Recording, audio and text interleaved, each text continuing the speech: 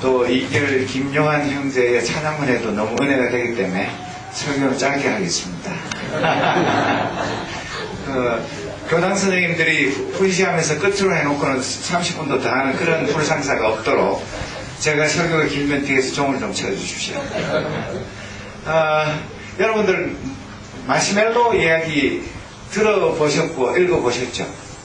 얼마 전에 우리나라에서 굉장히 베스트셀러가 되었던 마시멜로 이야기, 또 번역자 때문에 뭐 말도 많았습니다만 마시멜로 이야기에 보면 4살 먹은 아이들을 모아놓고 15분 동안 아무도 감시하지 않는 상황에서 마시멜로를 먹는 어린이와 먹지 않는 어린이들 두 부류로 이렇게 나누어 가지고 그 아이들이 대부분은 15분 동안, 우리는 한국 사람은 마시멜로가 얼마나 우리의 입맛을 당기는지 잘 모릅니다. 근데 미국에서 태어나서 자란 아이들은 마시멜로가 너무나 친숙하기 때문에 그걸 15분 동안 아무도 보지 않는데, 부모들이 잔소리하지 않는데 내 마음대로 먹을 수도 있고 안 먹을 수도 있는데 안 먹는다는 것은 이거는 보통 시험이 아닙니다.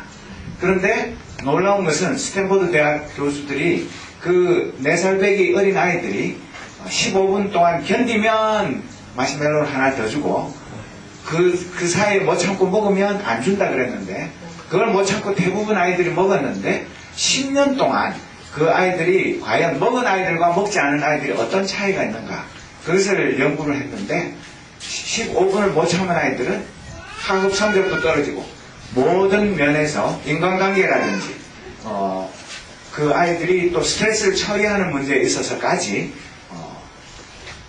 먹지 않고 참은 아이들보다도 훨씬 못한 것을 발견했습니다. 그러니까 우리 옛 속담에 3살 버릇이 몇 살까지 간다고요? 8살. 옛날에는 그 80살 산 사람도 몇 명 없지만 희망사항이었겠지만 80살까지 가지만 이 결과로 하면 4살 버릇이 몇 살쯤까지 갈까요? 한 120살까지 가겠죠. 그러니까 이 어릴 때에 그 아이들이 그거 하나 먹거나 말거나 별 대수냐 그렇게 생각할지 모르지만 큰 인생을 좌우하는 문제이다. 자기 욕구를 절제할 줄 아는 것, 그것이 얼마나 중요한다는 것을 이 마시멜로 이야기는 우리에게 가르쳐 줍니다. 그런데 저는 이 세상 문화 속에서도 15분 동안 마시멜로를 먹느냐 마느냐가 엄청난 다른 결과를 낳듯이 우리 하나님의 백성들이 이 세상 문화를 담느냐 담지 않느냐, 그것은 성공과 실패를 좌우하는 것이 아니라 영생을 받느냐 받지 못하느냐 하는 그런 심각한 문제까지 낳는다는 것을 말씀드리고 싶은 것입니다.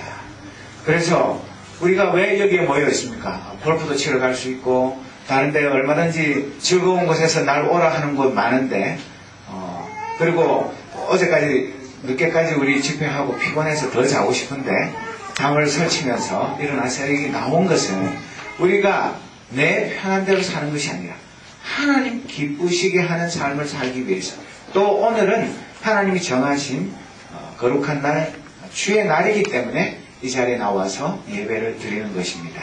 오늘 읽은 이 로마서 12장 1절과 2절 말씀은 제가 몇 번에 걸쳐서 설교도 했고 또 여러분들도 평소에 잘 아는 유명한 말씀입니다. 그런데 제가 이 말씀을 메시지 바이블, 루신 피러슨 목사님이 새롭게 번역한 그 메시지 바이블을 우리 한국말로 번역한 새 버전으로 읽어드릴 테니까 잘 들어보십시오. 그러므로 나는 이제 여러분이 이렇게 살기를 바랍니다. 하나님께서 여러분을 도우실 것입니다. 여러분의 매일의 삶, 자고 먹고 일하고 노는 모든 삶을 하나님께 헌물로 드리십시오. 하나님께서 여러분을 위해 하시는 일을 받아들이는 것이 바로 여러분이 그분을 위해 할 수 있는 최선의 일입니다.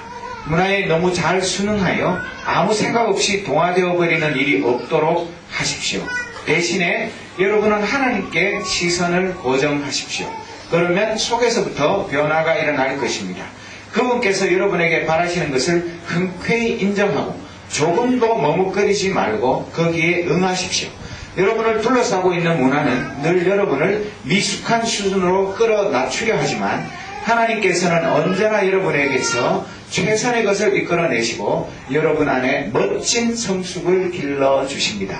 이렇게 번역했습니다. 어떻습니까, 여러분? 우리가 하루하루 사는 것은 선택하며 사는 삶입니다. 아침에 눈 떠서 눈 감을 때까지 내가 선택하는 것이 내 삶을 좌우합니다. 그 선택 중에 가장 중요한 것 중에 하나가 시각입니다. 우리의 눈의 시각이 무엇을 많이 보느냐. 공부하는 학생들은 꼼짝없이 책을 많이 읽어야 됩니다. 숙제를 하기 위해서, 시험을 치기 위해서, 또 내가 평소에 궁금한 것들을 배우기 위해서 가장 많이 보는 것이 책입니다. 또 우리가 영적인 눈으로 우리의 시선을 하나님께 고정시키는 삶, 그것이 우리 크리스찬들이 가장 바람직한 삶이라고 말할 수 있습니다. 그 말은 무엇입니까? 하나님은 우리에게 항상 시선을 고정시키고 있습니다. 하나님의 눈은 뭐 절에 있는 천수 관음상처럼 눈이 1000개고 팔이 1000개가 아니라 눈이 수십억 개고 온 우주에 계시지 않는 곳이 없는 분이시기 때문에 우리 한 사람 한 사람 관심을 가지고 눈을 떼지 않고 우리를 지켜보고 계십니다. 문제는 우리가 하나님의 그 눈을 맞춰야 됩니다. 우리가 아기들이 방긋방긋 웃는 모습을 보면서 그 아기와 내가 눈이 맞아야 서로 사랑이 오가고 정이 오갑니다. 연인들 사이에도 마찬가지 아닙니까? 딴 데 쳐다보고 나는 당신을 사랑합니다. 나에게는 당신밖에 없습니다. 그 말을 믿을 사람 누가 있습니까? 눈을 쳐다보면서 서로 눈을 맞추면서 이야기를 합니다. 눈을 보면 거짓말 할 수가 없습니다. 눈을 똑바로 뜨고 서로 쳐다보면서 거짓말하는 사람은 그거는 뭐 너무 단수가 높아서 말할 수가 없지만 우리의 영의 눈이 하나님의 그 눈동자와 마주칠 때 스파크가 일어나고 하나님의 사랑이 나에게 감동을 불러일으키고 내 사랑이 하나님께 전달되는 그런 역사가 일어나는 것입니다. 우리가 공부하다가도 머리가 지끈지끈 아프고 힘들 때 하나님이 나를 지금 지켜보시고 나를 응원하시고 내가 기도하기만 하면 나에게 지혜 주시기를 기다리고 계시는 분, 그분에게 내 눈을 맞추면 내 마음이, 내 근심 걱정이 다 사라지고 기쁨과 감사가 넘치게 될 것입니다. 가정생활 하면서 짜증나고 힘들고 어려운 일 많을 때도 하나님이 내 옆에 계시고 나를 사랑의 눈으로 지켜보고 계시는데 내가 그걸 잊어버리고 나 홀로 어떤 문제를 해결하려고 골머리를 싸매서 그렇지, 하나님의 그 눈과 마주치기만 하면 우리의 마음이 변화되고 우리의 짜증이 사라지고 우리의 마음에 기쁨이 샘솟게 될 것입니다. 그것은 우리 삶의 모든 부분에서 먹고 자고 공부하고 노는 모든 영역에 있어서 마찬가지입니다. 그래서 예배라는 것은 어렵게 생각할 것이 없습니다. 하나님과 서로 늘 눈을 맞추는 것, 그것이 예배입니다. 하나님이 나를 지켜보시고 나를 사랑하시고 나에게 언제든지 내가 말씀만 드리면 모든 것을 도와주실 만반의 준비가 되어 있는 그분에게 여기 번역된 것처럼 내가 하나님을 위해서 일한다기보다 하나님이 나를 사랑하시는 것을 그대로 내가 받아들이는 것, 그것이 하나님을 최고로 기쁘게 하는 것입니다. 어린 아이가 부모님이 아이 보고 가서 돈 벌어와라, 너 가가지고 훈장 받아와가지고 내 가슴에 달아다오, 네가 어디 스포츠 나가서 금메달 따가지고 나에게 그 금메달을 바쳐다오, 그렇게 원하지 않습니다. 부모가 원하는 것은 아이들이 그저 부모의 그 사랑을 그대로 받아들이기만 하면 부모는 더 이상 기쁠 수가 없는 것입니다. 그래서 우리가 이 세속 문화 속에 살면서 나도 모르게 이 세속의 문화에 점점 물들어가는데, 여기 번역한 것처럼 문화에 너무 잘 순응하여 아무 생각 없이 동화되어 버린 일이 없도록 하십시오. 그것이 굉장히 멋있고 현대적이고 가장 최신 감각인 것처럼 생각할지 모르지만 그런 것이 아닙니다. 옛날식으로 한복 입고 돌아다닌다, 그런 얘기 아닙니다. 우리가 현대 문화 속에 살지만 그 문화 속에 빠져서 익사하지 않고 오히려 그 문화를 건지고 그 문화를 그리스도의 문화로 바꾸는 사명을 우리가 가지고 있고, 그렇게 하기 위해서 우리가 공부하고 젊음을 불태우는 것입니다. 그래서 우리 사랑하는 믿음의 식구들이 학원에서, 가정에서, 또 친구들과 어울릴 때 언제나 하나님이 나를 지켜보고 계신다. 나도 하나님을 바라보며 살아가는 사람이다.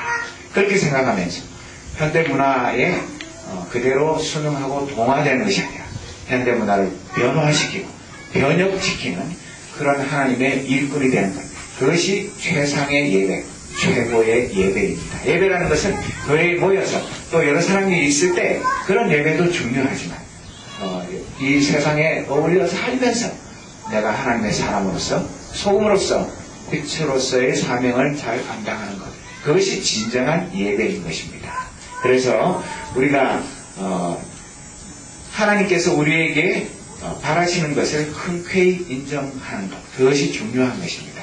내 고집, 내 주장대로 하나님을 내 심부름꾼으로 내 기사로 사용하는 것이 아니라 하나님이 원하시는 그 뜻 안에 머물면서 그 뜻을 이루어 드리는 것, 그것이 가장 창의적이고 가장 현대적인, 그리고 가장 우리의 영혼이 기쁘고 우리의 삶에 즐거움을 주는 것을 우리가 분명히 체험해야 하는 것입니다. 그리고 우리를 둘러싸고 있는 문화는 우리가 거룩하게 하나님의 모습을 닮아가는 것을 자꾸 끌어내리려고 합니다. 너희들 굳이 그렇게 살 필요 없다. 그냥 대충 살아, 적당히 살아. 너만 예수 믿는 건 아니야. 그렇게 유혹하지만 그것이 아니라 하나님의 기준에 맞추어서 하나님이 기뻐하시는 삶을 살면 결국은 이 세상 사람들이 우리가 그들의 흉내를 내면 우리를 비웃고 조롱합니다. 그러나 우리가 그들과 다르게 하나님의 거룩하심을 닮은 삶을 살면 말은 다르게 할지 몰라도 속으로 진심으로 존경하고, 저 사람들은 정말 하나님의 자녀이구나. 정말 우리 시대에 복이 드문 하나님의 사람들이다. 그렇게 인정하고 우리를 존경하게 되는 것입니다. 그렇기 때문에 우리가 날마다 선택하며 사는 것, 이제 또 새 학기가 시작되고 새로운 공부가 시작되는데 마음의 허리를 동이고 우리가 각오와 결심을 새롭게 해야 할 때입니다. 우리가 과연 이 한 학기 동안에 무엇을 배우고 몇 학점을 딸 것인가, 그것도 중요합니다. 그러나 그보다 더 중요한 것은 내 인생에 다시 오지 않는 이 소중한 젊은 날들을 하나님과 더불어 하나님과 눈을 맞추면서 하나님과 어깨 동무하면서 하나님과 친구 되어서 살아가는 삶, 그 삶이 얼마나 행복한지를 이번 한 학기 동안 체험하면서 또 주위에 있는 사람들이 우리가 누리는 행복을 알지 못할 때 이 행복을 나누어주고 가르쳐주고 안내해주는 그런 삶을 살 때에 하나님은 우리를 기뻐하시고 우리의 삶 속에 하늘의 기쁨과 평강을 물붓듯이 부어주실 것입니다. 그래서 우리가 한 학기를 마칠 때 정말 이번 2010년 가을 학기는 하나님과 눈 맞추는 삶이었다. 정말 하나님 앞에 내 공부가 예배가 되고 내 삶이, 내 노래가, 나의 모든 젊음이 하나님께 드리는 거룩한 산 제물이었다. 그렇게 고백할 수 있고 하나님 앞에 찬양과 경배를 드릴 수 있을 때 우리는 정말 하나님의 자녀로서 떳떳하게 하나님 앞에 굳게 서게 될 것입니다. 이 행복이 우리 모두에게 가득한 2010년 가을 학기가 되기를 바랍니다. 기도하겠습니다.